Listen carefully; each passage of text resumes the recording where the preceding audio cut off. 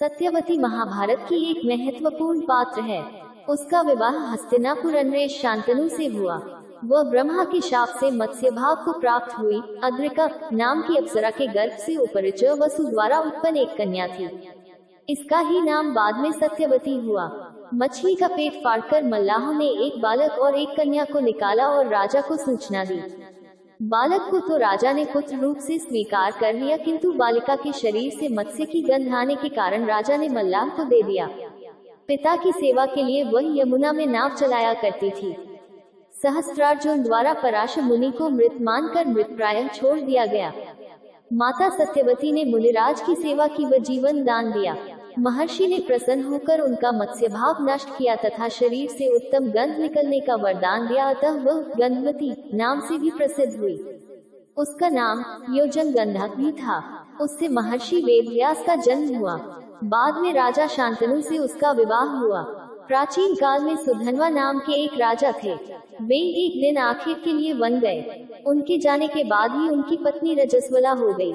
उसने इस समाचार को अपनी शिकारी पक्षी के माध्यम से राजा के पास भिजवाया।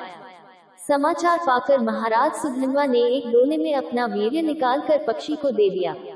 पक्षी उस दोने को राजा की पत्नी के पास पहुंचाने आकाश में उड़ चला। मार्ग में उस शिकारी पक्षी को एक दूसरी शिकारी पक्षी मिल गया। दोनों पक्षियों में युद्ध होने लगा। युद्ध के दौरान वह दोना पक्षी के पंजे से छूटकर यमुना में जा गिरा। यमुना में ब्रह्मा के शाप से मछली बनी एक अप्सरा रहती थी। मछली रूपी अप्सरा दोने में बहते हुए वीर्य को निगल गई तथा उसके प्रभाव से वह गर्भवती हो गई। गर्भ पूर्ण होने पर एक निषाद ने उस मछली को अपने जाल में फंसा लिया। निषाद ने जब मछली को चीरा तो उसके पेट से एक बालक तथा एक बालिका निकली। निषाद उन शिशुओं को लेकर महाराज सुधन्वा के पास गया। महाराज सुधन्वा के पुत्र न होने के कारण उन्होंने बालक को अपने पास रख लिया, जिसका नाम मत्स्यराज हुआ। बालिका निषाद के पास ही रह गई और उसका नाम मत्स्यगंधा रखा गया, क्योंकि उसके अंगों से मछली की गंध निकलती थी। उस कन्या को सत्यवती के नाम से भी जाना जाता है। बड़ी होने पर वह नाव खेने का कार्य करने लगी। एक बार पराशर मुनि को उसकी नाव पर बैठकर यमुना पार करना पड़ा। पराशर मुनि सत्यवती रूप सौंदर्य पर आसक्त हो गए और बोले, देवी, मैं तुम्हारे साथ सहवास करना चाहता हूँ। सत्यवती ने कहा, मुनिव, आप ब्रह्मज्ञानी हैं और मैं निषाद कन्या, हमारा सहवास संभव नहीं है। मैं कुमारी हूँ, मेरे पिता क्या कहेंगे? पराशर मुनि बोले, बालिके, तुम चिंता मत करो, प्रसूति होने पर भी तुम कुमारी ही रहोगी।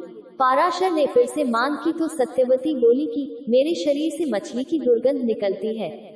तब उसे आशीर्वाद देते हुए कहा, तुम्हारे शरीर से जो मछली की गंध निकलती है वह सुगंध में परिवर्तित हो जाएगी। इतना कहकर उन्होंने अपने योगबल से चारों ओर घने कोहरे का जाल रच दिया ताकि कोई और उन्हें उस हाल में न देखे। इस प्रकार पराशर व सत्यवती में प्रणय संबंध स्थापित हुआ। समय आने पर सत्यवती गर्भ से वेद वेदांगों में पारंगत एक पुत्र हुआ। जन्म होते ही वह बालक बड़ा हो गया और अपनी माता से बोला, माता, तू जब कभी भी विपत्ति में मुझे स्मरण करेगी, मैं उपस्थित हो जाऊंगा। इतना कहकर वे तपस्या करने के लिए द्वैपायन द्वीप चले गए। द्वैपायन द्वीप में तपस्या करने तथा उनके शरीर का रंग काला होने के कारण उन्हें कृष्ण द्वैपायन कहा जाने लगा। आगे चलकर वेदों का भाष्य करने के कारण वे वेदव्यास के नाम से विख्यात हुए। एक बार हस्तिनापुर के महाराज प्रतीक गंगा के किनारे तपस्या कर रहे थे। उनके रूप सौंदर्य से मोहित होकर देवी गंगा उनकी दाहिनी जांघ पर आकर बैठ गईं। महाराज ये देखकर आश्चर्य में पड़ गए। तब गंगा ने कहा, हे राजन, मैं जहनु ऋषि की पुत्री गंगा हूँ और आपसे विवाह करने की अभिलाषा लेकर आपके पास आई हूँ। इस पर महाराज प्रतीक बोले, गंगे, तुम मेरी दाहिनी जांघ पर बैठी हो, पत्नी को तो वामांगी होना चाहिए। दाहिनी जांघ तो पुत्र का प्रतीक है, अतः मैं तुम्हें अपने पुत्र वधू के रूप में स्वीकार करता हूँ। ये सुनकर गंगा वहाँ से चली गई। अब महाराज प्रतीक ने पुत्र प्राप्ति के लिए घोर तप करना आरंभ कर दिया। उनके तप के फलस्वरूप उन्हें पुत्र की प्राप्ति हुई, जिसका नाम उन्होंने शांतनु रखा। शांतनु के युवा होने पर उसे गंगा के साथ विवाह करने का आदेश दे महाराज प्रतीक स्वर्ग